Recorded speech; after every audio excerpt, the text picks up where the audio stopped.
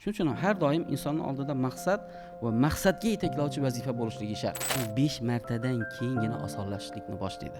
Taraqqiyot uchun harakat qilmagan inson albatta tanazzulga uchraydi. Harakat qilishlikka sarf qilar ekansiz, moddiyatdan biror narsani sarf qilmaguncha ma'naviyatda hech narsaga erishib bo'lmaydi. Lekin aynan ilm manbai o'zlarida turganning his uyg'otadilar insonlarda. Ya'ni meni kursimni sotib olsangina rivojlanib ketasan degan tushunchani beradilar insonlar. Natija albatta keladi. Ularning 10tasi dinga xizmat qilmayman, o'rganib qo'ysam bo'ldi desa ham 10tasi xizmat qilsa, kim xizmat qiladi? Kim bu dinni hozirgi kunda ayniqsa erini mukarram, sharafli qilib bizni o'shanga xizmat qildiruvchi qilib qo'yishligi ham mumkin edi Alloh taolo. Bilasizmi nimaga o'xshaydi? Ilm olib amalda qo'llamagan inson. Eshakka ortilgan kitobga o'xshaydi. Erkakni shunning bir qiynaladigan davri bor, shuni o'tib ketsa keyin zo'r yashaymi yoki u narsa mifmi? Siz uchun haqiqiy muvaffaqiyat nima? Maqsadimiz o'zining ilmi, salohiyati, tirishqoqligi, mashaqqati, sabri orqali ma'lum muvaffaqiyatga erishgan insonlarni ommaga tanishtirishdan iborat.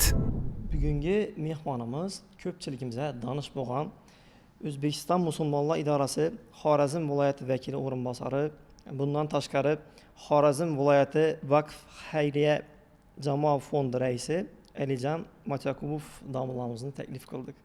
Assalomu alaykum domla. Va alaykum assalom. Rahmat Xudoga shukr. O'zi bu podkastimizda yosh iqtidorli mutaxassislarni chiqarishni niyat qildik. Lekin shunning ko'p talab bo'ldi. Yaqinlarimiz tomonidan bir tajribali yoki hammamizga taniqli bo'lgan tadbirkorlarni ham olib ko'pchilik shularga qarab turib havas qiladi degan ma'noda eng birinchi bo'lib Alijon domlani tanlashga qaror qildik. Bizning asosiy maqsadimiz yoshlarga shunday bir o'rnak o'zini masalan mehnat orqali yoki harakati orqali ma'lum bir natijaga erishgan insonlarni aynan Xorazmdagi insonlarni yaratib berishdi. Ularga shunday bir o'rnak ko'rsatak bo'lsa, ya'ni uzoqda emas, o'zlarini yonindagi insonlar ma'lum bir yutuqlarga, natijalarga erishganini ko'rsatib berishadidan asosiy maqsadimiz. Albatta bu to'g'ri fikr.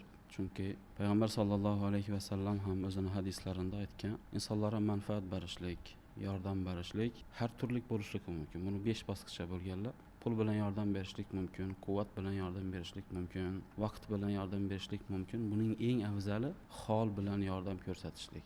Ya'ni bu degani nima degani? O'zini qilgan amali bilan, o'zini qilayotgan xatti harakati bilan, qilayotgan amallari bilan, yaxshi natijalari bilan insonlarga o'rnak bo'lishlik, yordam berishlik bu eng katta yaxshi amal degan Rasululloh sollallohu alayhi vasallam. Shuning uchun ham birinchi navbatda insonlarga biror bir narsani gapirishlikdan oldin kishi avval o'zini hayotida o'sha narsani ko'rishligi, yoshlarga o'rnak bo'lib berishlik. Misol uchun podkastda chiqaryapsizlar hozirgi kunda mana ma'lum bir natijaga erishgan insonlarni. O'sha insonlar shu natijaga nimalar ortidan erishgan. O'shani ko'rgan yoshlar ham o'sha natijalarga erishib, ular ham xuddi shu natijalarga erishishligi mumkin bo'lgan narsa bir loyiha bo'libdi. Tabriklayman, salomat bo'ling, yaxshi bo'ldi. O'zi asosiy maqsadimiz ham aynan yoshlarni qisqa muddat ichida natija ko'rsatganlik olib chiqishadi. Lekin ko'p taklif tushaverdi bizlarga tadbirkor donishlarimiz orqali yoki yaqinlarimiz orqali ko'pchilikka mashhur bo'lgan doniqli ibrat olsa bo'ladigan insonlar ham chaqirdilar. Shuning uchun ham birinchilardan bo'lib siz hayolimizga keldik. Rahmat. Sizni chaqirishni niyat qildik. Endi sho'da o'zingizni donishtirib bersangiz. Bizni ko'pchilik taniydi, ko'pchilik tanimasligi ham mumkin. Xorazm viloyatida 20 yildan ziyod, 25 yildan ziyodroq vaqt bo'ldiki, diniy sohada faoliyat yurgizib kelyapmiz. O'zi yoshligimdan mana shu sohaga, ya'ni imomchilikka bo'lgan qiziqish bo'lgan va shu qiziqish orqali bizni madrasaga yetaklab kelgan va madrasada o'qib, madrasani bitkazgandan beri mana shu har turli o'zimizning sohamizda, masjidlarda, shahardagi masjidlarda, tumandagi ba'zi bir masjidlarda diniy faoliyat yurgizib kelyapmiz aslida. O'zi yosh vaqtingizdan shu imom bo'lishga qiziqqansiz? Albatta. Yoki endi yoshlikda hammada ham shunday, yosh bola, yosh farzand aslida o'zi nimaga qiziqishligini ko'pchilik holatlarda bilmaydi. Ota-ona uni nimaga yo'naltirsa, nimani unga qiziqarli qilib ko'rsatsa, qiziqli tomonini ko'rsata olsa, uning xohishiga qarab o'sha narsaga bolalar o'zi qiziqib ketaveradi. Bizni ham yosh paytimizda ona tomonidan bitta qariya onamiz bo'lgan, otamni singillari bo'lgan, eri yoshlik paytida vafot topib ketgan, yolg'iz yashardi, yoshi 60-70 larga borib qolgan paytlarida birinchi sinfga bormasdan oldinroq 5 yosh 6 yosh vaqtlarimizda onam bilan ko'p qatnardik. U kishini diniy ilmdan kuchli edi.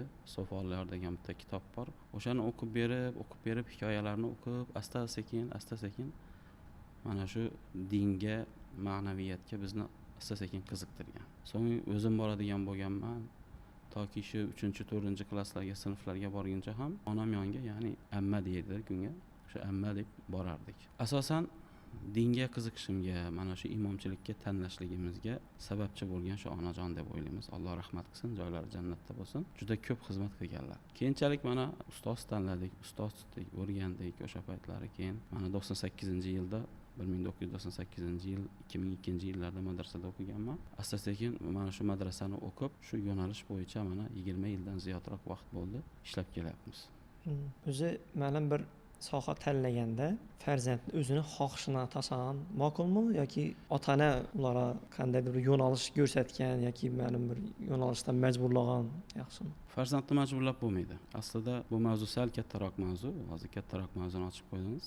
Yoshlar borasida, ularni tarbiya qilishlik borasida avvalambor ota o'zi chiroyli o'rnak bo'lib berishligi kerak degan ko'pchilik ulamolar. Avval o'zi yaxshi amallarni qilishligi kerak, undan ko'rib farzand yaxshi amallarni qiladi. O'zi aslida bir mavzu keladi. Ko'p nuqtai nazardan gapirgan vaqtimizda biz diniy tomonini olib gapiramiz. Chunki shar'iy tomonni olib gapirgan vaqtimizda biz diniy odam bo'lgandan keyin diniy tomonni olib gapiramiz. Islomiyatda aslida farzand tarbiyasi juda ham muhim bo'lgan narsa.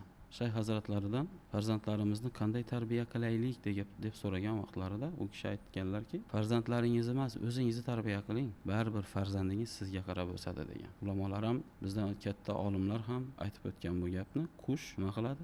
Uyasida ko'rganini qiladi. O'g'il farzand ham, qiz farzand ham aslida shunday bo'ladi. Asta-sekin ularning qobiliyatlari ochilishlikni boshlaydi. Uni kim ko'ra olishligi kerak? Birinchi ota-ona ko'ra olishligi kerak. Shunga qarab yo'lini ochib berishligi kerak. Ustoz topib berishligi kerak, o'qitishligi kerak. Nimaga qiziqadi? She'riyatga qiziqadimi, matematikaga qiziqadimi, ximiyaga qiziqadimi? Va hokazo qaysi fanga qiziqishlikdan qat'iy nazar, uni yo'lini ochib berishlik u aslida ota-onaning vazifasi hisoblanadi. Ko'pchilik holatlarda bu narsaga befarq qaraladi. Bolam ota doktor bo'ladigan bo'lsa, bolam ham doktor bo'lishligi kerak deyiladi. Yo'q, bu katta xato narsa. Yoki ota matematik bo'ladigan bo'lsa, bolam ham matematik bo'lishligi kerak, shart albatta matematik bo'lishing kerak deyiladi. Yoki bizga o'xshab bolasi o'zi imom bo'lsa, bolam ham imom bo'lishligi kerak deyiladi. Lekin bu yerda bolani xohishiga albatta qarashligimiz kerak. Bola nimani xohlayapti? Hech bir zamonda, hech bir vaqtda adabiyot bilan shug'ullanadigan, she'riyatga qiziqadigan farzandni matematik qilib bo'lmaydi. U baribir she'r yozishlikka, adabiyotni o'qishlikka, unda ichki holati bo'ladi. Diniy nuqtai nazardan olib qaraganda, aslida har bir farzand, har bir bola olat emas, oyatdir degan mavzu keladi. Olat nima, oyat nima? Olat shunday narsaki, faqat biror bir narsani bajarishlik uchungina yaratilgan narsa. Pichoqni kesish uchun, vilkami sunchish uchun, faqat kitobni o'qish uchun, telefonmi gaplashish uchun, biror bir narsani bajarishlik uchungina yaratilgan narsaning nomini olat deyiladi. Inson esa, farzand esa olat emas, faqat bizni aytganimizni bajarishligi kerak degan nuqtai nazar bilan farzandga muomala qilishlik bu eng katta xato. Bu uning kelajagiga to'g'ridan to'g'ri ta'sir qiladigan narsa. Farzand inson olat emas, u oyatdir deyiladi. Oyat nima degani? Oyat degani u Alloh taboraka va taoloni borligini isbotlovchi belgi degani. Misol uchun oyat deganda biz ko'pincha Qur'on oyatlarini tushunamiz. To'g'ri, Qur'on oyatlari ham oyat. Qur'onning har bir oyati kerak bo'lsa Allohning borligini isbotlovchi belgi bo'lganligi uchun oyat. Aslida inson ham xuddi shunday. Inson Allohning oyati. Biz faqat uni o'qiy olishligimiz kerak faqat. Bo'ldi. O'qiy olsak, undagi ma'noni anglay olsak va undan Alloh taborak va taoloni kutgan narsasi nima ekanligini, uning asl maqsadi nima ekanligini, orzulari nima ekanligini, xohishi nima ekanligini anglab yeta olsakkina, kelajakda o'sha farzanddan kuchli olim, bilimdon, dunyoga dars bera oladigan katta olimlar o'shandagina ulardan yetishib chiqadi inshaalloh taborak va taolo. Endi bevosita, masalan, imomchilik to'g'risida gaplashadigan bo'lsak, meni bolam imom bo'lsin deb turgan ota-onalar bu narsalarni inobatga olmaydigan bo'ladilar. Imomchilik, to'g'ri bu mavzuga kirdik. Imomchilik aslida juda ham bir mas'uliyatli kasb hisoblanadi.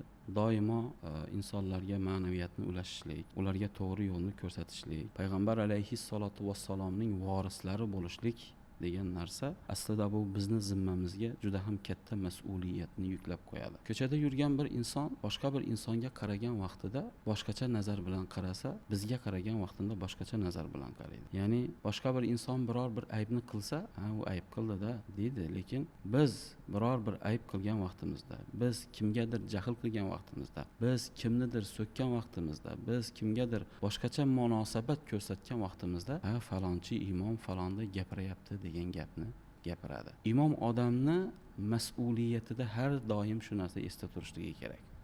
Kimsan? Men imomman. Kimsan? Men insonlarga to'g'ri yo'lni ko'rsatuvchiman degan narsa turishligi kerak bo'ladi. Avvalambor shu nuqtai nazardan har bir inson o'zini farzandini imom, to'g'ri yo'lga boshlovchi degani aslida. Yo'l boshlovchi degani aslida. Yo'l boshlovchi qilmoqchi bo'lsa, hali aytganimizdek, birinchi navbatda o'zi unga to'g'ri yo'lda o'rnak bo'lishligi kerak. Haromdan qaytishligi kerak, haloldan yeyishligi kerak. Qachonki ota o'zi odobli, xulqi go'zal bo'ladigan bo'lsa, uning farzandining ham xulqi go'zal bo'ladi. Xulqi go'zal bo'lgan insongina boshqalarga o'rnak bo'la oladi. Qachonki kishining o'zi xulqi buzuq bo'lsa, uning ortidan hech kim ergashmaydi aslida. Imom shunday inson bo'lishligi kerakki, bugungi nuqtai nazardan kelib chiqib aytadigan bo'lsak, ortidan insonlar ergashadigan inson bo'lishligi kerak. Ortidan insonlar ergashadigan inson bo'lishligi uchun esa uning ichki holati, ichki dunyosi, o'zini avval birinchi navbatda o'zini ichki dunyosini to'g'irlashligi va uni yuzaga chiqarishligi, amal bilan,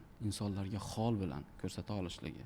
Ha, kim deganda falonchi imomdan o'rgandim, shundan o'rnak oldim deydigan darajada tarbiyali inson bo'lishligi kerak deb o'ylayman imom aslida. Avval mayna masalan madrasada o'qib turganlari havas qilar edim, men o'zim ham o'qishim kelar edi. Ularning katta ko'pchiligi ma'lum bir masjidlarda imomchilik qilib turibdilar yoki madrasalarda borib dam olib oladi deb o'ylar edim-da. Lekin hozir o'zlarimiz ulug' bo'lib ko'rsak, ko'pchilik eshitib qolamiz. Boshqa soha vakillari ham shu madrasani bitirgan ekanligini guvohi bo'lishimiz mumkin-da. Shu madrasada o'qish qay darajada insonga yordam beradi, qaysi jihatlar bo'yicha? Madrasa diniy ilmlarni chuqur o'rganiladigan joy aslida. Lekin ba'zi bir ota-onalar bor bugungi kunda, to'g'ri aytayapsiz bu narsani. Ha, bolam tarbiyali bo'lib qolsa bo'ldi. Diniy ilmlardan ozgina bilim olsa bo'ldi. Ishlaydimi, ishlamaydimi, dinga xizmat qiladimi, qilmaydimi, uni oxiri oqibatini o'ylantirmaydi ham. Farzandni o'zi ham o'ylamaydi. Ko'pchilik bolalar bor, madrasa o'qiydi, lekin imom bo'lasanmi desa, yo'q, imom bo'lmayman deydi. Nimaga desa, o'sha o'qib qo'ymoqchiman deydi. Bu imomchilikning ortida katta mas'uliyat turganidan bo'ladi. Shariatda shunday narsalar borki, farzi ayn bo'lgan narsalar bor, farzi kifoya bo'lgan narsalar. Farzi ayn degani hamma bilishligi shart bo'lgan narsa. Ya'ni kishining iymonli bo'lishligi, kunda 5 vaqt namozni o'qishligi, Ramazon oyida roza tutishligi, boy bo'lgandan keyin zakot berishligi va qurbi yetganda hajga borishligini bilishligi. Mana shu ilmlarni bilishligi, halolni bilishligi, haromni bilishligi. Misol uchun bu ilmlarni boshlang'ich ilm deb aytiladi va har bir ota, har bir ona o'zini farzandini birinchi navbatda bu ilmlarni o'rgatishligi lozim. Halolni, haromni bilsin, namoz o'qishlikni bilsin, nima yaxshi, nima yomon ekanligini bilsin, ota-onaga xizmat qilishlik kerak ekanligini bilsin, rozi qilishlik ekanini bilsin va hokazo. Ya'ni bular farzi ayn bo'lgan boshlang'ich ta'lim hisoblanadi. Buni har bir farzand bilishligi shart. Endi undan u yog'iga diniy ilmlarda chuqurlashtirilgan ilmlar madrasada o'qiladi.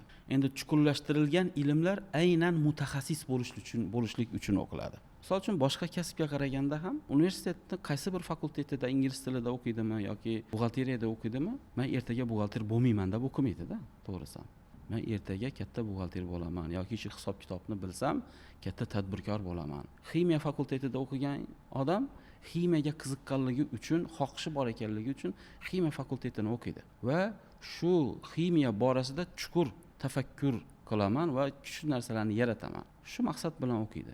Endi meni fikrim, madrasada o'qigan har bir bola ham dinga xizmat qilaman. Insonlarni ortidan ergashtiraman. Men ham shu yo'lda xizmat qilaman. Allohning va payg'ambar alayhi salatu vassalomni vorisi bo'laman degan maqsad bilan o'qishligi kerak degan. Misol uchun madrasaga bugungi kunda 20-30 ta bola bugun topshirib o'qiyotgan bo'lsa, ularning 10 tasi dinga xizmat qilmayman, o'rganib qo'ysam bo'ldi desa, 10 tasi xizmat qilsa, kim xizmat qiladi? Kim bu dinni hozirgi kunda ayniqsa bugungi kunda yosh avlod, katta avlod bo'lsin, yosh avlod bo'lsin, sof islom e'tiqodi bilan nosog'lom islom e'tiqodini bilishligi shart, zimmasiga vojib bugungi kunda. Nimaga? Nosog'lom e'tiqodi bormi? Bor. Kirib kelyaptimi? Kirib kelyapti. Shuning uchun ham sof islom e'tiqodi bilan nosog'lom islom e'tiqodini ajrata olishligi shart. Kim ajratib beradi uni?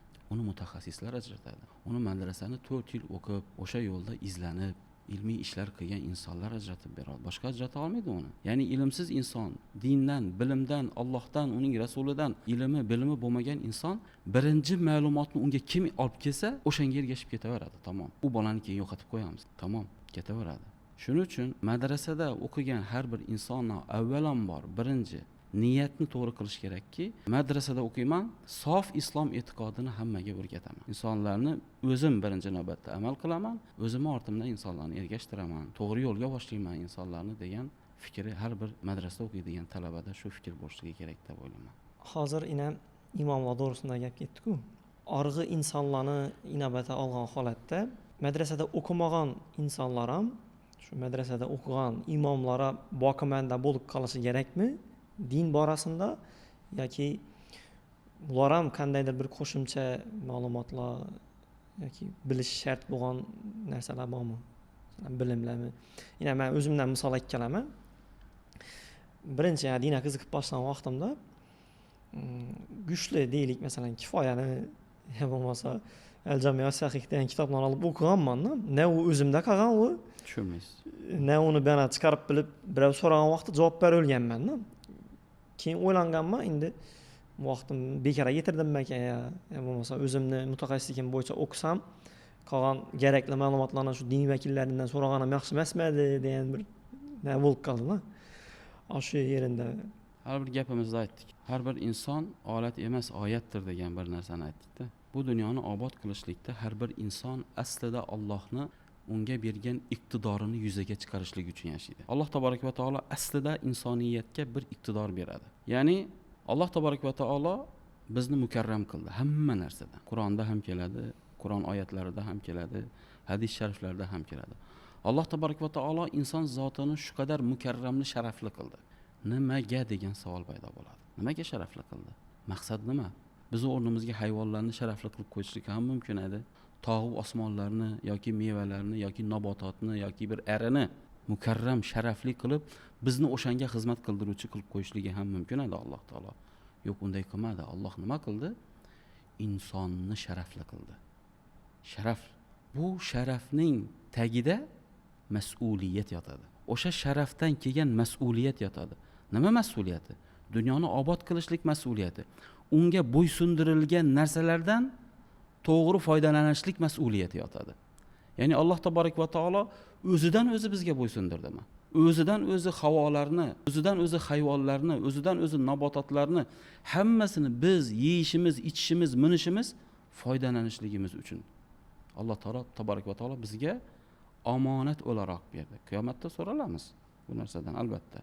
To'g'ri foydalangan bo'lsak mayli, noto'g'ri foydalangan bo'lsak uni ham javobini beramiz. Hatto qiyomat kunida deyiladi, hadislarda keladi, bir qush keladi. Ey Alloh, bundan men haqqimni olib ber. Nimaga? Men daraxtda o'tirgan edim, meni urdi, o'ldirdi. Na qonimdan foydalandi, na patimdan foydalandi, na go'shtimdan foydalandi. Tushdim, o'ldim, shunday qoldim. Xunini talab qilib keladi, hatto bir qush ham. Ya'ni bu narsalar bizga omonatga berilgan. Bu sharafning tagida, omonatning tagida kuchli mas'uliyat yotadi. Ana shu kuchli mas'uliyatni o'zida sezgan inson o'zini qobiliyatini yuzaga chiqarishligi shart. Ya'ni Alloh taborak va taolo har bir insonni bir kasbni qilishlik uchun unga shunday bir iqtidorni bergan, yuqtirgan, o'sha iqtidorni yuzaga chiqarishlikda inson jiddu jahd qilishligi, harakat qilishligi, mas'uliyatni his qilishligi, qobiliyatni yuzaga chiqarishligi va eng kuchli bo'lishlikka intilishligi aslida har bir insonning vazifasi hisoblanadi. Qobiliyat o'zidan o'zi insoniyatda yuzaga chiqib qolmaydi. Hozir farzand bolalarda aytdik. Qobiliyat o'zida o'zini yuzaga chiqib qoladimi? Yo'q. Qachon yuzaga chiqadi qobiliyat? Qachonki unda qabuliyat bo'lsa. Qobiliyat aslida qabuliyat so'zidan olingan. Ya'ni qabuliyat nima deganda qabul qilishlik, ilm olishlik, o'rganishlik, o'zini ustida ishlashlik bu qabuliyat deyiladi. Buning uchun esa o'zini bilmasligini tan olishligi kerak xolos. Mana ko'pchilik yerda bugun mana ko'p treninglarda ko'ryapsiz, biz ham ko'ryapmiz. O'zingdan rozi bo'l, sen hammadan kuchlisan, sen hamma narsani bilasan, senday yo'q, sen juda ham kuchlisan va hokazo shunga o'xshagan gaplarni gohida eshitib qolamiz. Bu narsa bizni tobora ilmsiz bo'lishligimizga sababchi bo'ladigan narsa. Musulmon odam hech qachon o'zidan rozi bo'lmaydi. O'zidan rozi bo'lgan kunining ertasiga qulashni boshlaydi. Ya'ni taraqqiyot uchun harakat qilmagan inson albatta tanazzulga uchraydi. Shuning uchun har doim payg'ambar sollallohu alayhi vasallam o'zining hadislarida aytgan. Musulmonni bir kuni ikkinchi kuniga o'xshamasligi kerak. O'sishda bardavom bo'lishligi kerak, harakat qilishligi kerak. Ya savolga qaytadan bo'lsak, shunda men vaqtimni bekorga yetirganmanmi? Ya'ni o'zimni mutaxassisligim bo'lmagan sohalarni chuqurlashtirib o'rgangan holatda yoki u qaysidir ma'noda menga foydasi degan bu narsani. Endi aslida sizda qiziqish bo'lgan, ma'lum bir ma'noda qiziqish bo'lgan, lekin o'sha qiziqishni ro'yobga chiqarib beruvchi inson bo'lmagan ustingizda. Mabodo sizda o'sha inson narsani kuchaytirib, ya'ni madrasaga kirishlik, ya'ni dinga xizmat qilishlik ishtiyoqi insonda bo'lgan, misol uchun, agar tepada bittasi turib, "Davay o'qi sen. Men seni ortingdan nima bo'lsa ham turib beraman, rasxotlaringga qilaman. Men sen bilan birgaman. Ota bo'ladim, aka bo'ladim, uka bo'ladim, amaki bo'ladim." Kim bo'lishidan qat'iy nazar, qiziqishlarni qo'llab-quvvatlab turadigan bitta odam bo'lganda, balki siz ham bugungi kunda kuchli imomlardan bittasi bo'lishingiz mumkin edi. Inson shunday. Biror bir maqsadni qo'yadi oldidan, shu maqsadga erisha olmagandan keyin ikkinchisiga o'tadi. Uni ham eplay olmagandan keyin uchinchisiga o'tadi. Uni ham eplay olmagandan keyin to'rtinchisiga o'tadi. Psixologiyada bir narsa bor. O'zi aslida psixologiyaga ham bitta qiziqishim bor. Psixologiyada bitta narsa bor. Inson biror bir narsani 5 marta qilganidan keyin, qiyinchiligiga qaramasdan 5 marta bajarilgandan keyingina uning miyasida o'sha narsaga nisbatan neyron shakllanadi deydi. Ya'ni asta-sekin osonlashlikni boshlaydi, oson bo'lishlikni boshlaydi.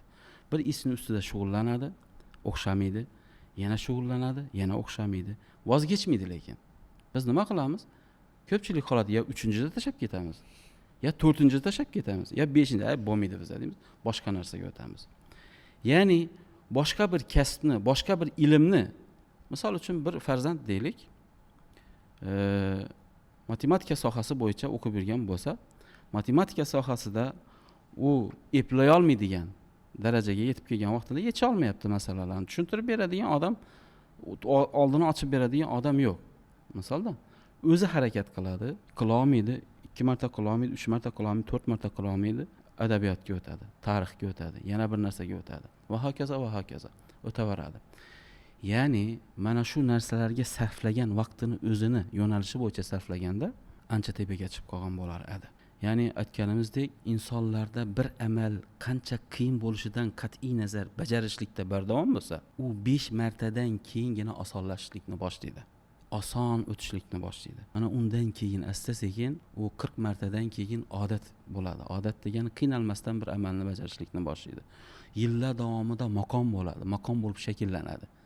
Ana undan keyingina o'sha amalni mutaxassisini aylanadi. Bir amalni qayta va qayta qilaverishlik, takror va qilaverishlik o'sha narsani sir va asrorlarini hamma tomonidan o'rganishlikka sabab bo'ladi. Aslida shunday. Har bir inson aslida bir amalni bajarishlik uchun, bir vazifani bajarishlik uchun keladi. Shuning uchun ham har doim insonning oldida maqsad va maqsadga yetaklovchi vazifa bo'lishligi shart. Maqsad qo'yishligi kerak. Maqsad qo'ya olmaydigan bo'lsa, qo'yishlikka harakat qilishlik kerak. Ko'ryapmiz, mana ostida farzandlar 7 yoshgacha bo'lgan davrda ko'p ilmlarni olib qo'yadi. Hayotini 100% desak ham bo'ladi, hayotida qo'llanadigan ilmlarni, ya'ni ilm demaylik, ma'lumot deylik. Ma'lumotni ko'pchiligini 7 yoshigacha bo'lgan davrni o'zida olib qo'yadi. Bola ma'lum bo'lib qoladi o'zi. Nimaga qiziqadi, nima qilishlikni xohlaydi. O'sha tomonini oldini ochsangiz, hamma amali go'zal bo'lib boraveradi. Ozgina siz urinishlar borasida aytdingiz-da. 5-dan keyin ochiladi deb. Meni o'zimda shunday bir tushuncha bor. Balkim xatodir. Bir sohada inson muvaffaqiyat qozonishi uchun boshqalarga qaraganda ko'proq harakat qilish emas, aksincha bir soha boshqalarga qaraganda unga ongsatroq bo'lishi uni muvaffaqiyatga olib chiqadi degan Albatta, tushuncha bor. albatta. Shunga qo'shilsizmi? Albatta. Ya'ni biror bir sohada muvaffaqiyatga erishmoqlikni istasang, iqtidoringni top deyiladi. Bilasizmi? Bir narsani majburlab qilish bor, yaxshi ko'rib sevib qilishlik bor. Agar bir ikkita insonni qo'ysak, bir insonni mana shu ishni majburan qilasan desak va bu insonni o'sha kasbni o'zi sevganligi uchun tanlaganligini tanlasak, qaysi muvaffaqiyatga erishadi deb o'ylaysiz? O'zi sevib qiladigan amal. Chunki hali aytganimizdek, iqtidor o'ta muhim narsa. Alloh shunday yuqtirib qo'yadi. Mana shu yerda bir misol aytib beraman sizga. Mana shu Ko'zlotan masjidida ishlab yurgan vaqtimizda bir usta bo'lardi. Usta. Tepli pol o'tiradigan usta. Domla dedi, "Men dedi, shu qon ko'rishlikni yaxshi ko'raman" dedi. Nima qanaqa qon? Chiqqan desam, "U dedi, bir travmatolog bir doktorning uyida ishladim" dedi. E'tibor bering. Travmatolog doktorning uyida ishladim. Iltimos qildim. Men ham shu больницаga boring, singan, yirtilgan joylarni bog'lab yemashlikni yaxshi ko'raman. Maza qilaman shu ishni qilsam dedi. Xo'p deb rozi bo'ldi dedi.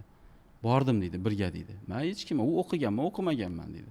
Bordik, oq xalatlarni kiydik dedi, shu shoshilishda dedi. Kimdir kelyapti qo'li singan, kimdir kelyapti oyog'i singan, kimdir kelyapti yana bir boshqa joyi singan. Qo'llarim kelishib, bintlarni o'rab, qonlarni sirib, artib, joylarga qo'yib, gips qilib, qo'lim shu qadar yaxshi kelishib turibdi qo'lim dedi. Endi hayron qolasan dedi bu narsaga dedi.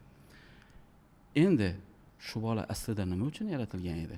Qaysi kasbni Alloh taborak va taolo unga ilhom qilib bergan edi? Aslida doktor bo'lishligi kerak emasmi edi? Ya'ni Alloh taborak va taolo undan doktor bo'lish mas'uliyatini uni zimmasiga yuklamaganmi edi? Agar o'sha bolani yoshligida ota-onasi shu narsani payqab, bilib, oldin ochgan vaqtida, o'qitgan vaqtida, mas'uliyatli qilib tarbiyalagan vaqtida, viloyatda, respublikada kerak bo'lsa, shuni oldiga chiqadigan travmatolog bo'lmasdi deb o'ylayman. Chunki aslida shunday. Har bir insonning o'ziga loyiq bir iqtidori bo'ladi. Uni yuzaga chiqarishlik esa insonning o'zining zimmasida bo'ladi. Shunga kim mas'ul deb o'ylaysiz? Shuni yuzaga chiqarishda. Yuzaga chiqarishlikda ota-ona mas'ul bo'ladi. Ya'ni bir gap bor, eshitgan bo'lsangiz, yuzaga chiqarishlikda ota-onasi bo'lmaydigan bo'lsa, uning kimni qaramog'ida bo'lsa, o'sha insonlar mas'ul bo'ladi birinchi navbatda. Chunki ulamolarning bir gapi bor. Har bir olimning orqasida tirgak bo'la oladigan bitta odam bo'lgan. Har zamon. Imom Buxoriy bo'ladimi? Imom Ahmad bo'ladimi? Imom Azam rahmatullohi alayhi bo'ladimi? Ya'ni katta olim bo'ladigan bo'lsa, dunyoga dong taratgan olimlar bo'ladigan bo'lsa, o'sha olimlarning orqasida tirgak bo'la oladigan, ya'ni moddiy mablag'ini o'shandan ayamaydigan bitta inson bo'lgan. Har doim bo'lgan. Misol uchun Imom Buxoriy hazratlari otasidan katta mol dunyo qolib ketgan. Onasi o'sha mol dunyoni bir tadbirkorga berib, ishlatib, qolgan pulini Imom Buxoriy hazratlarining ilm olishligiga sarflagan. Ya'ni moddiyatdan biror narsani sarf qilmaguncha ma'naviyatda hech narsaga erishib bo'lmaydi. Bu qoida. Qachonki moddiyatdan biror narsani sarf qilasan, ilm olishlik yo'lida, o'zing ustingga taraqqiyoting yo'lida, harakat qilishlik yo'lida biror narsani sarf qilasan, natija albatta keladi. Sarf qilmaguncha kelmaydi. Imom odam faqatgina shu diniy masala bilan qolmaydi. Ko'pchilik imomlarni ko'radigan bo'lsak, o'zlarimizni mazhab boshimiz ham tijorat bilan shug'ullanganlar. Sizni o'zingizni ham men eshitganman, avval tijorat bilan shug'ullanganda. Ha, to'g'ri. Yo'nalishdagi tijoratlaringiz bor edi. Shu to'g'risida qisqacha aytib o'tsangiz. Endi faoliyatimizni boshlang'ich davrlarida Ahmoboda ishlagan vaqtimizda shahardagi hamma masjidlarda ishlab chiqqanman. 3 masjid bo'lsa ham, 3sida ham ko'p ishlar bilan shug'ullandik. Do'stlar yordam qildi, boshqa qildi. Uy ham qurib sotganmiz, mashina ham olib sotganman. Hozir ham shug'ullanib turamiz, oz-moz ko'p emas. Avvalgidek ko'p emas, lekin oz-moz shug'ullanib turamiz. Turkiyadan mol olib kelib sotishlik va boshqa shunga o'xshagan tadbirkorlik bilan shug'ullanganmiz. Aslida shunday. Endi to'g'ri, ko'pchilik olimlar ham, ko'pchilik ulamolar ham mana hatto misol qilib keltirdingiz. Imom Azam rahmatullohi alayhini ham asli kori tadbirkorlik bo'lgan. diniy ishlar fatvo berishlik hobbisi bo'lgan desak ham bo'ladi. Lekin ilmi haqiqatda juda katta ilmga ega bo'lganlar. Bu to'g'ri albatta. Lekin yana bir masala bor. Imom odam moddiyati yetishmasligidan tadbirkorchilik qilishligi uni ilm olishligiga rahna bo'lmasligi kerak. Birinchi navbatda. Chunki imom odam insonlarni to'g'ri yo'lga boshlashi, ularga mau'iza qilishligi, haligi aytganimizdek sof islom e'tiqodi bilan nosog'lom e'tiqodini bilishlik uchun ham dunyoda bo'layotgan bugungi kundagi har turli masalalarni bilishligi, e'tibor berishligi, o'rganib borishligi, o'zini ustida kuchli nazorat bilan ishlashligi kerak deb o'ylayman. Agar faqat moddiyat bilan, tadbirkorlik bilan va shunga o'xshagan pul yetishmovchiligi bo'ladigan bo'lsa, shu bilan shug'ullanib qoladigan bo'lsa, imomlar ham o'zida ustida ishlay olmay qoladi. Ana undan keyin ilmiy saviyasi oshmay qoladi. Ilmiy saviyasi oshmasa, uni ortidan ergashuvchilar ham kam bo'lib qoladi. Men o'zimning fikrim, imomlar ma'lum bir ma'noda oyliklarni yaxshi oladigan bo'lsa, o'zini oilaviy sharoitini yaxshi qilsa, farzandlarning tarbiyasi uchun kerak bo'ladigan moddiyat, yetarli darajada moddiyati bo'ladigan bo'lsa, ilm bilan shug'ullangani afzalroq. O'zini ustida ishlashligi afzalroq. Chunki bizni birinchi darajadagi missiyamiz insonlarni to'g'ri yo'lga boshlashlik. Bu yo'lida albatta ko'proq ilmga ega bo'lishlik bo'ladi. Nima bo'yicha tijorat bo'yicha qo'shimcha savollar. Sizni boshqa mashhur biznes trenerlarda o'qigan inson sifatida danishimiz mumkin. Hozir ina xalq arasida tadbirkorchilik bilan shug'ullanib yurgan odamlar akka shu trenerni men o'zim onlara dars o'taman deb aytadi. Lekin biznes to'g'risida savodxonligi past ekanligini ko'ramiz-da. Qay darajada biznes trenerlar nalari kerak tadbirkorlarga? Tadbirkorlikni yo'nalishiga qarab. Misol uchun bir gap bor, bir so'z bor. Hech bir biznes, to'g'ri aytdingiz, men ko'pchilik treninglarda qatnashib kelaman. O'zim qiziqaman chunki. Hali aytganimdek, din psixologiyasiga qiziqaman, oddiy psixologiyaga ham qiziqaman. Ya'ni ruhiyat bilan sal qiziqishim bor. Shu nuqtai nazardan ko'pchilik treninglarda ham qatnashib kelaman aslida. Ya'ni psixologiyada o'zi shunday bir gap bor, hech bir biznes o'zidan yuqoriga tepaga o'sib ketmaydi degan. Ya'ni har bir tadbirkor, biznes boshida turadigan shaxs o'zini ong saviyasi, fikrlash doirasi qancha keng bo'ladigan bo'lsa, tadbirkorligi ham, qiladigan ishi ham o'ziga qarab o'sadi. Men hamma narsani o'rgataman degan inson hech kimga hech narsani o'rgata olmaydi. Chunki ilmsiz inson bo'ladi. Agar tadbirkor bo'luvchi shaxs o'zini tadbirkorchiligidan kelib chiqib, o'zining faoliyatiga doir bo'ladigan treninglar bo'ladigan bo'lsa, men qatnashishlikni tavsiya beraman. Nimaga? U yerga borib o'qituvchilik qilish emas, o'quvchi pozitsiyasida borishi kerak. Men bilaman, men zo'rman, bu hech narsani bilmaydi degan pozitsiyada borgan inson hech qayerdan hech qanday ma'lumotni ola olmaydi, hayotiga qo'llab ham bilmaydi. U kim bo'lishidan qat'iy nazar, u qanday treningchi bo'lishidan qat'iy nazar, o'quvchi pozitsiyasida boradigan bo'lsa, men bilmayman, o'shandan bir ma'lumot bo'lsa ham olaman, hayotimga qo'llayman degan niyat bo'ladigan bo'lsa, albatta undan foyda oladi. Pul to'laydi, boradi, o'rganadi, bitta ma'lumot oladi, o'zina kerak bo'ladigan bir dona ma'lumot oladi, butun hayotini o'zgartira oladi kerak bo'lsa. Chunki bularning hammasi ilm. Shu yerda biznes trenerlar borasidan ham aytib o'tsam, ularda shunday bir, men o'zim ham qatnashganman ko'p. Biznes olish uchun yoki biznesni kengaytirish uchun ilm olish kerak deb ko'p bora takrorlaydilar. Lekin aynan ilm manbai o'zlarida turganning his uyg'otadilar insonlarda. Ya'ni meni kursimni sotib olsangina rivojlanib ketasan degan tushunchani beradilar insonlarga.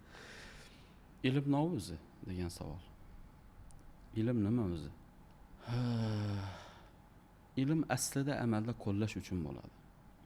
U unda turadimi? Bu boshqa yerda turadimi? Uni boshqaning tashchasida turadimi? Farqi yo'q. Deylik, misol uchun ilm amalda qo'llaguncha undan keyin kerakmaydi. Mana kitob. Deylik, mana shu kitob, siz mashina haydashni bilmaysiz. Mashina haydash uchun kitob o'qishlikdan ilmni olib boshladingiz. Ochasiz, tormozni qanday shug'ullanishlik, ochasiz, muftiydan qanday foydalanishlik, ochasiz, ruldan qanday foydalanishlik, ochasiz va hokazo. Yo'ldagi znaklar, qizilda turish, ko'kda o'tish va hokazo hamma znaklarni o'qib bo'ldingiz. Yodlab chiqdingiz kitobni. Mashinaga o'tirib bir amaliyotda qo'llagandan keyin kitobga boshqa qayrilib qaraysizmi? Qaramaysiz. To'g'rimi? Amaliyot boshqa narsa, ilm umuman boshqa narsa. Ya'ni sizni qiziqtirmasin, kimda qanday ilm bor ekanligi. Siz birinchi navbatda olgan ilmimga amal qilaman degan niyat bilan boring, xolos bo'ldi. Ya'ni fikrni to'g'ri qilish kerak. Fikr qanday bo'lishi kerak? Men o'sha insondan kim bo'lishidan qat'iy nazar o'rgatadimi, o'rgatmaydimi? Biladimi, bilmaydimi? Undami, boshqadami, kimda bo'lishidan qat'iy nazar men undagi ilmni olaman, hayotimga qo'llayman, tamom bo'ldi. Hayotida qo'llagan natijaga erishadi, qo'llamagan natijaga erishmaydi. Misol uchun kimdir boradi ilm olishlik uchun. Darsda ilm olib o'tiribdi. Ilm eshitishlikdan bo'lgan maqsadi amalda qo'llash emas, ichini eshitib ko'rsang. Asliyatini eshitib ko'rsang, kimdandir ilm olib o'tiribdi, ilm olish jarayonida uni xatosini qidirib o'tiradi. Qayerda xato gapirar ekan deb o'tiradi. Birinchi. Nima uchun? Falon joyda falonchi gapirganda xato gapirdi. Men uni xatosini topdim deyishlik uchun.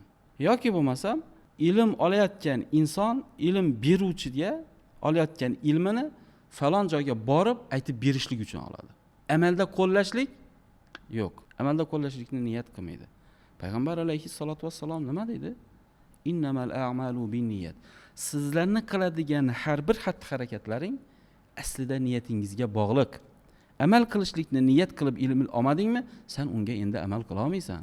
Sen faqat boshqalar oldida, ha bu bilimdon ekan, ha bu bilim zo'r ekan deb aytishliklari uchungina ilm oldingmi, bo'ldi, sen endi amal qila olmaysan deyiladi. Shuning uchun men nima dedim? Har bir o'quvchi o'qituvchini oldiga borgan vaqtda o'quvchi pozitsiyasida bo'lishi kerak. Men ilm olaman, o'rganaman, hayotimga qo'llayman. Bo'ldi. Agar shu pozitsiyada boradigan bo'lsa, sahih amallar albatta natijaga erishtiradi dedi Ibn Ajiba rahmatullohi alayhi. Sahih amal nima degani? Ilmni oldingiz, kitobni o'qidingiz va buni amalda qo'lladingiz. Amalda qo'llagan inson albatta natijaga erishadi dedi. Amalda qo'llamagan inson natijaga erishmaydi. Ilm, hamma ilmlar to'la. Bilasizmi nimaga o'xshaydi? Ilm olib amalda qo'llamagan inson eshakka ortilgan kitobga o'xshaydi. Bu ibora ko'p keltiriladi aslida. Ilm to'la, hamma narsadan ilmi bor, lekin amalda qo'llamaydi. Ko'tarib yuraveradi uni. Qo'llash bilan tushib ketadi aslida bu narsa. Qo'llash bilan ustingizdan yuk tushib ketadi aslida. Qo'llamasang xuddi eshakka o'xshab orqaga ortib yuraverasan bu narsa. Shuning uchun birinchi navbatda niyatni to'g'ri qilish kerak. Men kimning treningiga, kimga ilm olishlikni maqsad qilgan paytda eng birinchi navbatda unda amal qilishlikni birinchi navbatda qo'yishimiz kerak. Amal qilgan inson esa albatta natijaga erishadi. 100% natijaga erishadi. Shaxsiy rivojlanish borasida endi savollar ketadi. O'zi u narsa navga kerak insonga shaxsiy rivojlanish. Shunchaki rivojlanmay hayotda maqsadsiz yashasa ketadi. Hech narsa bo'lmaydi. Hamma insonga o'xshab yashab, hamma insonga o'xshab bo'lib ketaveradi inson. Shaxsiy rivojlanishlik kerakmi desa, albatta kerak. Nimaga kerak? Birinchi navbatda biz hayotimizga shaxsiy rivojlanishlikni shior qilib oladigan bo'lsak, birinchi navbatda bir hadisni shior qilib olishimiz kerak. Qaysi hadis? Payg'ambar alayhissalatu vassalom hadis shariflarida aytadi. Mu'minni birinchi kun, ikkinchi kuniga o'xshamaydi deydi. Bu shaxsiy rivojlanish. Shaxsiy rivojlanish har doim biznesda emas. Shaxsiy rivojlanish ilmda, sabrli bo'lishlikda, shijoatli bo'lishlikda, chidamli bo'lishlikda, farzand tarbiyasida, axloq va odobda, hamma narsada rivojlanishlik kerak aslida. Shu bilan birgalikda biznesda, ideya qilishlikda, qaror qabul qilishlikda, muvaffaqiyatga erishishlikda har doim yangilanish bo'lishligi kerak. Yangilanish. Ulamolar aytadi. Ko'p aytaman shu so'zni, ko'p yere borganda aytaman. Agarki Alloh taborak va taolo bir insonga yeyishidan, ichishidan, kiyishidan tashqaridan mol mulk bergan bo'lsa, deylik 10 million so'm puli bo'ladigan bo'lsa, 6 millioni, 7 millioni oilasi uchun ketadigan bo'lsa, yeyishiga, ichishiga va hokazo ketadigan bo'lsa, bir 3 million, 4 million, 5 million ortiqcha pul qoladigan bo'lsa, ya'ni bir insonga o'zining ehtiyojidan ortiqcha mol mulkni Alloh taolo berib qo'ygan bo'lsa-yu, o'sha mol mulkini o'zining taraqqiyoti uchun sarf qilmasa, shaxsiy rivojlanishligi uchun, ilm olishligi uchun, bilim olishligi uchun, o'zini ustida ishlash uchun, rivojlanish uchun, taraqqiyoti uchun harakat qilmas ekan, u mol dunyosi albatta uning tanazzuliga ishlaydi deydi. Tushundingizmi? Albatta tanazzuliga ishlaydi o'sha moli deyiladi.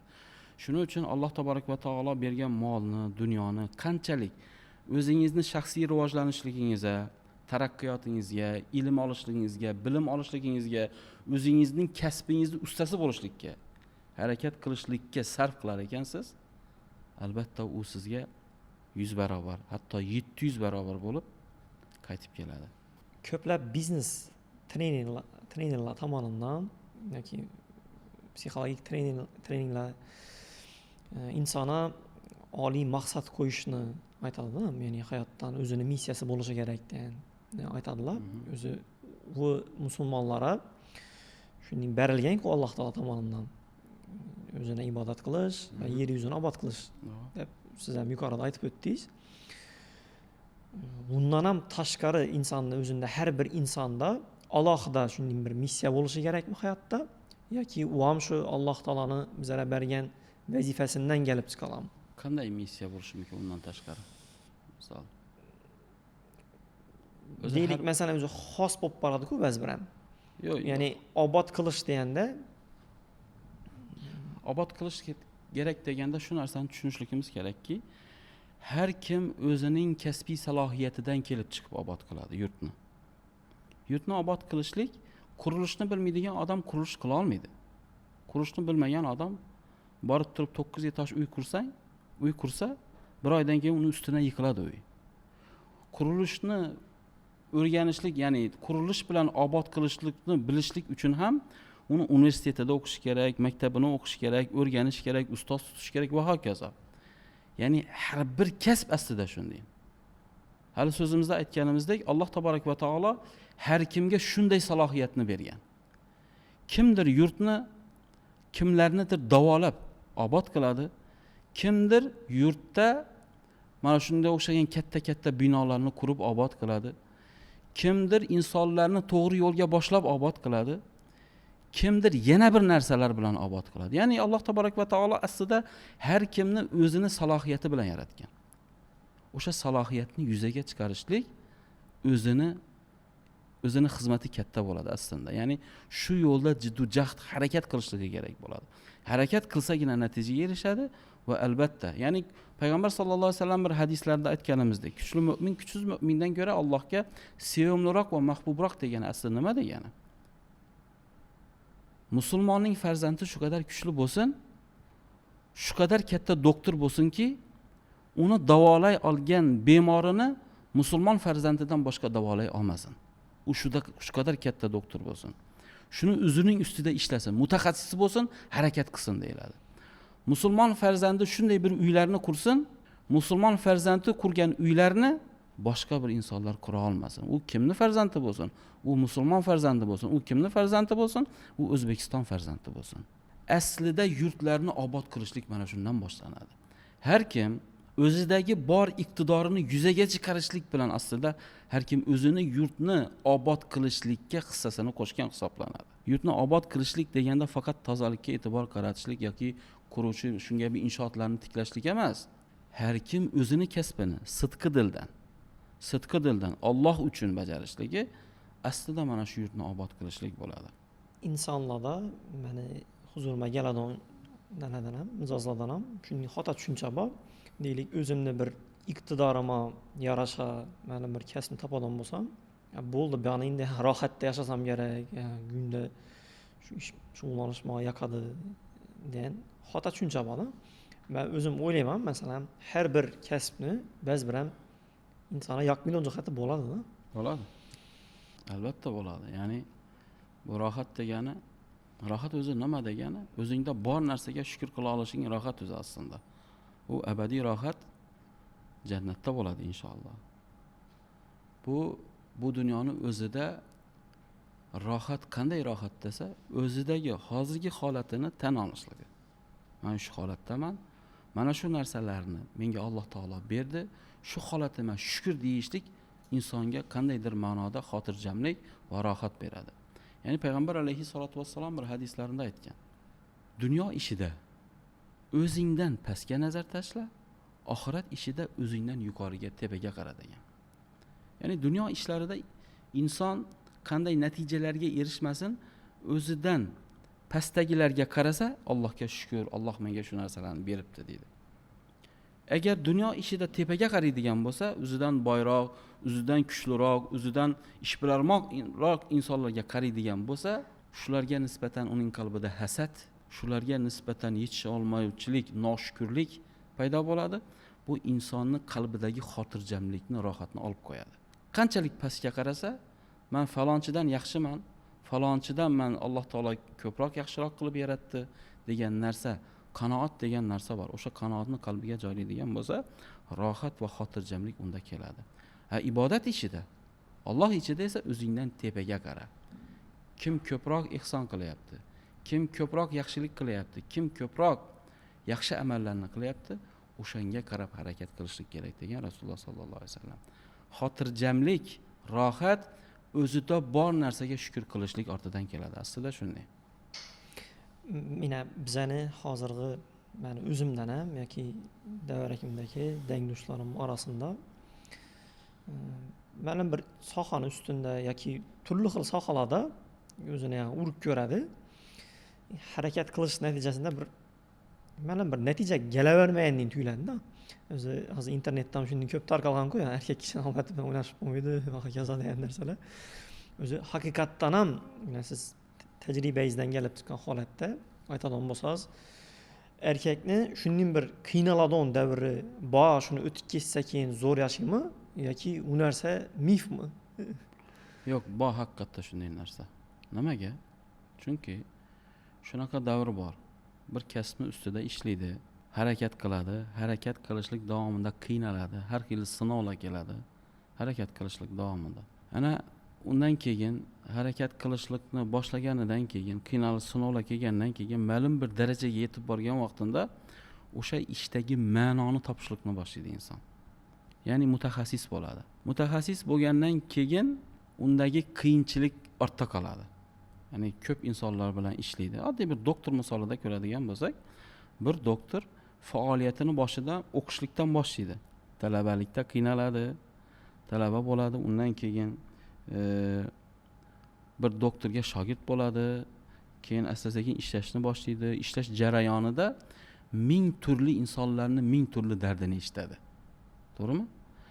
Ming turli insonlarning ming turli dardini eshitadi, ming turli davo beradi ularga. Ana shu narsadan insonlarda mutaxassislik shakllanishlikni boshlaydi.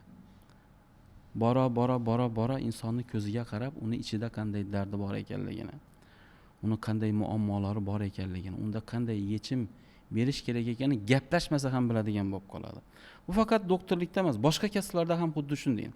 Bir xil qurilishda, bir xil narsani 40 marta qilgan odam ko'zini yumib bo'lsa ham shu uyni quradigan bo'lib qoladi. Mutaxassislik, ya'ni mutaxassislik qanday paydo bo'ladi? Bir ishni ustida takror va takror bajarish oqibatida keladi. Ana mutaxassis bo'lib yetishgandan keyin qo'l uchida bajaradi, ma'lum bir darajaga yetadi, undan keyin unda qiyinchilik bo'lmaydi. O'zi masalan, shu yosh jihatidan aytadigan bo'lsak, yoki bir tajriba jihatidan ma'lum bir yil, shu necha yildan keyin o'tib ketadi shu holat. Imom G'azoliy hazratlarining bir gapi bor, juda ham muhim gap. Hayotimizda qo'llasak juda ham to'g'ri keladigan narsa. Fikrlaringizga ehtiyot bo'ling dedi. Juda kuchli psixolog bo'lgan hazrat. Fikrlaringizga ehtiyot bo'ling. Chunki ular insondagi hissiyotni uyg'otadi. Hissiyotlar insonni harakatga keltiradi. Harakatlar insonda natijalar hosil qiladi. Natijalar insonni odatga aylantiradi. Odatlar insonning qadriyatiga aylanadi. qadriyatlar insonning taqdiriga aylanadi deydi. Qarang endi. Taqdirimizni nima hal qilyapti? Fikrlashimiz hal qilyapti. Fikrdan boshlanadi inson. Nimalarni fikr qilyapmiz, nimalarni xayol qilyapmiz. Demak, inson birinchi fikr qiladigan ishini o'ylab ko'radi. Qanday ishni qilsam bo'ladi, u ishni qilsam faloncha pul qoladi, bu ishni qilsam faloncha pul qoladi degan o'y, xayol, fikr qiladi. O'sha fikrlar undagi emotsiyani ko'taradi, hissiyotni ko'taradi. Hissiyot ko'tarilgandan keyin inson benihoya harakatga keladi. Tanani harakat boshqarishni boshlaydi. Harakat qilgan inson esa albatta natijaga erishadi. Natijalardan keyin odatlar shakllanishlikni boshlaydi. Qarang. Bir amalni bir marta qildi, bitmadan natijaga erishdi. 2 marta qiladi, 3 marta qiladi, 4 marta qiladi, natijalarga erishishlik boshlanadi. Odat qachon shakllanadi insonda desa, 40 kundan keyin shakllanadi. Bir amalni 40 kun davomida to'xtamasdan bajaradigan bo'lsangiz, o'sha amalni qiynalmay bajaradigan bo'lib qolasiz. Qiynalmay. Deylik, namoz misolida ko'ring. Bomdod namozini 40 kungacha qiynalib bo'lsa ham uyqudan turib o'qing, qiynalib bo'lsa ham 40 kundan keyin qiynalmay turadigan bo'lasiz. Bu degani hali hayot tarziga kirdi degani emas. Bu degani hali sen mutaxassis bo'lding degani emas. Bu degani endi sen qiynalmay qiladigan bo'lding. U xohlagan kasbingiz qilishligingiz mumkin. Men faqat namoz to'g'risida misol keltirdim. Odatdan keyin maqom degan narsa bor. Maqom insonning tanasiga singishi bor. Bir amalni 40 kun davomida qilishlik odat shakllantiradi insonda, qiynalmay qilishlikni boshlaydi. U 3 yildan 5 yil oralig'ida qilishlik maqom shakliga aylantiradi. Maqom shakliga aylantirishligi nima degani? Bu degani o'sha ishni qilmasa bitta ish kam qilgandek bo'lib turaveradi. Misol uchun, xufton namozidan oldin 1 soat kitob o'qishlikni odat shakliga aylantirgan inson har doim yoki bomdoddan keyin yarim soat kitob o'qishlikni, o'zini ustida ishlashlikni o'ziga odat va maqom qilib shakllantirib olgan inson 3 yil shu ishni qilsa, to'xtamasdan qilsa, 3 yildan keyin bir kun qilmaganda, bir ishni qilmagandek bo'lib, bitta joyi kamsdek bo'lib turaveradi. Namoz o'qishlik ham xuddi shunday, ibodat qilishlik ham xuddi shunday. Har bir amalni qilishlik aslida shunday. Ana u keyin 30-40 yil davomida u qadriyat bo'lib shakllanadi insonda. Uni tashlab bilmaydi keyin. Tashla olmaydi u amalni. 40 yil amalni, bir amalni qilgan inson, televizorlarda ko'rib qolamiz. Narxozda yotgan paytida ham Qur'on o'qib yotgan otaxonlarni. Narxozda yoki uxlab yotgan bo'lsa ham tahorat olib yotgan insonlarni ko'rib qolamiz.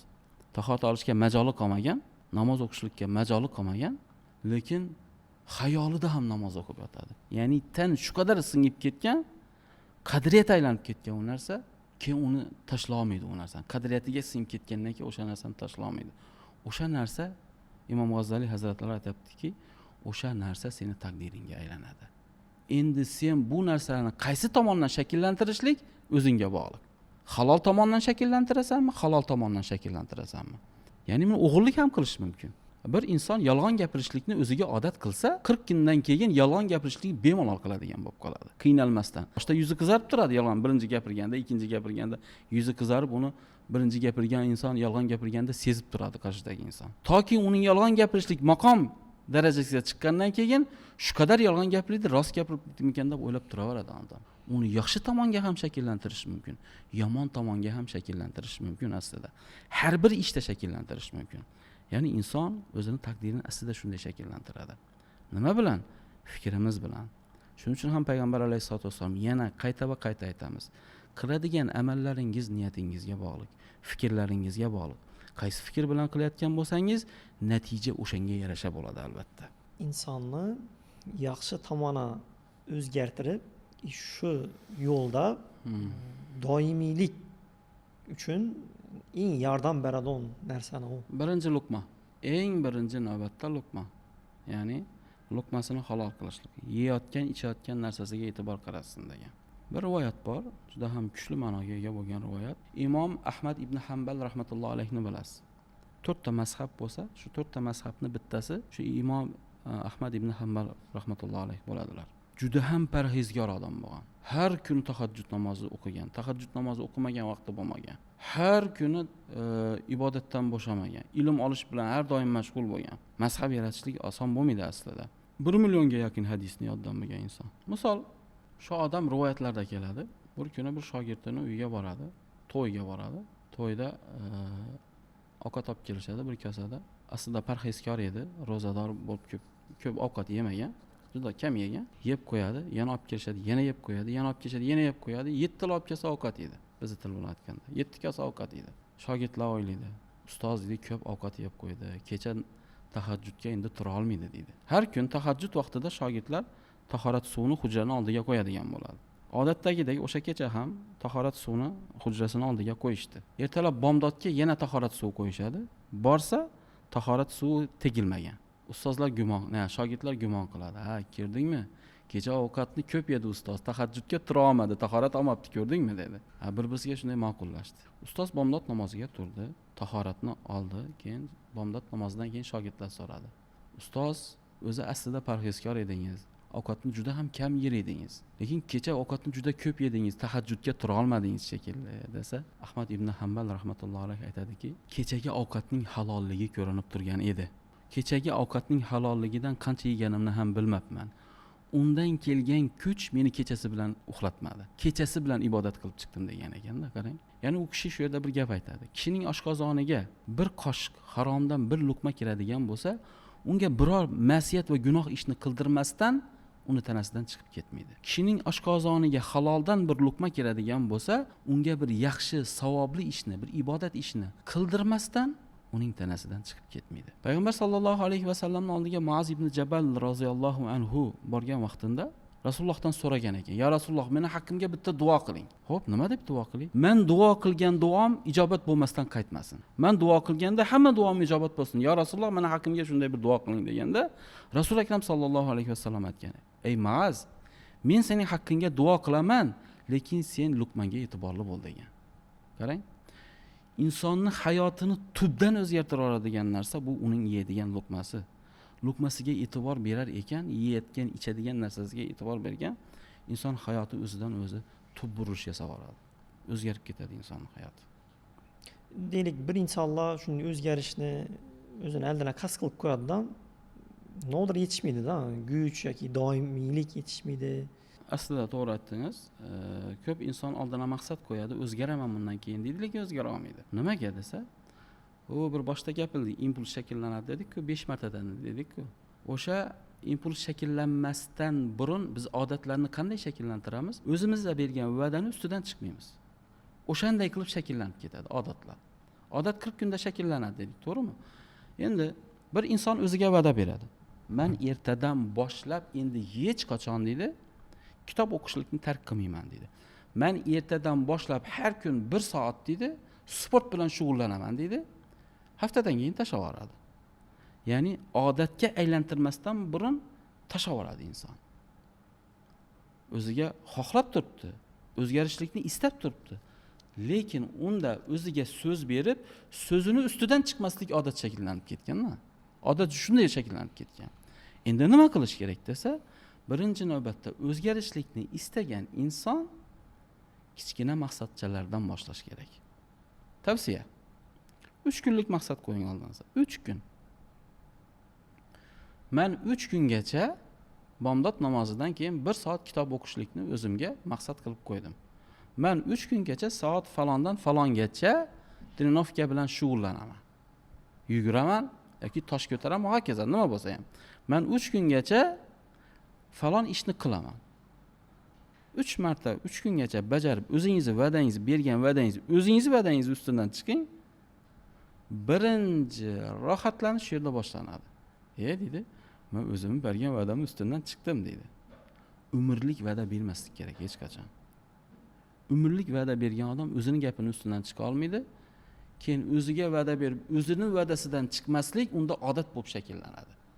Endi bu narsa bizda yillar davomida shakllanib kelayotir. Yillar davomida o'zimizga va'da beramiz, va'damiz ustidan chiqa olmaymiz, va'da beramiz, va'damiz ustidan chiqa olmaymiz va hokazo. Bu narsa hatto qadriyatimizga aylanishlikka oz qoldi. Undan voz kecha olmaydigan darajagacha yetishligimizga oz qoldi. Endi nafsni asta-sekin tarbiyalash kerak. Kerak bo'lsa 1 kunlik va'da ber. 3 kunlik va'da ber.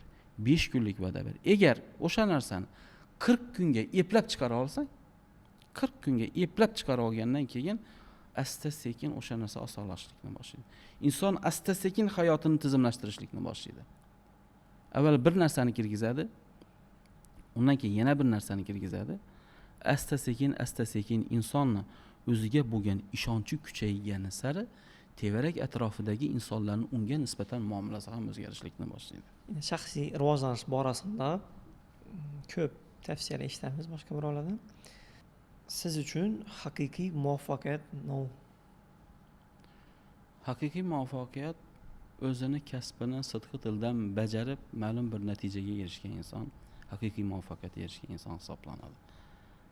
deb o'ylayman. Bu inson hayotda masalan doniqli bo'lishi shartmi muvaffaqiyatli bo'lishi? Yo'q, doniqli bo'lish shart emas. O'zini kasbini degan vaqtimda o'zini sevgan narsasini, ya'ni muvaffaqiyatga erishishlik uchun iqtidoringni top dedik. To'g'rimi? Iqtidorini topib, o'zini iqtidori bilan mashg'ul bo'lgan inson o'zini kasbini sevib qiladi. Sevib qilgan inson esa albatta muvaffaqiyatga erishadi. Biror narsani sevib qilgan inson esa boshqalarning fikriga qaramaydi. Faqat o'zi uchun qiladi, o'zi maza qiladi. O'zi muvaffaqiyatga erishadi, har bir xatti-harakatini Alloh uchun qiladi aslında. O'zgalarning fikri muhim bo'lmay qoladi u vaziyatda. Yakunida o'zini shaxs sifatida, kuchli shaxs sifatida qurishni xohlab bo'lgan yoshlarga nima maslahat berasiz? Avvalambor o'zini shaxs sifatida kuchli shaxs bo'lib, dunyoga yetuk bir olim bo'lib yetishligini albatta istar edik har bir yosh farzandimizdan. Buning uchun albatta u o'zini kashf qilishligi, qobiliyatini yuzaga chiqarishligi kerak bo'ladi. Bu undan kuchli mehnat talab qiladi avvalambor. Ya'ni qobiliyatni yuzaga chiqarishlik aytganimizdek qabuliyat bilan, ilm olishlik bilan, harakat bilan bo'ladi. Ilm olmaguncha inson muvaffaqiyatga erisha olmaydi. Alloh taborak va taolo Qur'oni Karim Mujodala surasida A'udhu billahi minash shaytonir rojim yarfa'ullohu allazina minkum vallazina utul ilma darajat degan. Ya'ni biz ilm ato etilgan zotlarni darajalarini ko'tarib qo'yamiz degan. Ya'ni inson bugungi kunda o'zi har bir zamonda ham xuddi shunday kishilarda ilm qanchalik ko'p bo'lsa, ilmsizlar unga tobe bo'lib boraveradi. Shuning uchun ham bir inson muvaffaqiyatga erishishlikni birdan bir yo'li ilm bo'ladi. O'zini ustida ishlashlik bo'ladi. Qancha unda informatsiya, ilm, bilim kuchaygani sari tevarak atrofdagi insonlar unga tobe bo'lib boradi. Hatto bu narsa davlatlar miqyosida ham ishlaydi. Ya'ni bilimli davlatlarga bilimsiz davlatlar tobe bo'ladi. Bugungi kunda biz davlatimizni rivojlantirishligimiz uchun, o'zimizdan kuchli inson, kuchli shaxs paydo qilishligimiz uchun ham albatta va albatta o'zimizni qobiliyatimizni yuzaga chiqarishligimiz va mana shu qobiliyatni yuzaga chiqarishlikda jiddiy jahd bilan ilm va bilim va salohiyatimizni kuchaytirishligimiz kerak bo'ladi. Sizga katta rahmat Domla. O'zingizni vaqtingizni ajratib berganingiz uchun. Menimcha ko'pchilikka manfaatli suhbat bo'ldi deb o'ylayman. Rahmat, salomat bo'ling. Sizlar ham Alloh ishlaringizga rivoj bersin. Mana shunday ko'proq podkastlarni chiqarib, insonlarga manfaat berish yo'lida charchamanglar. Assalomu alaykum va rahmatullohi va barakatuh.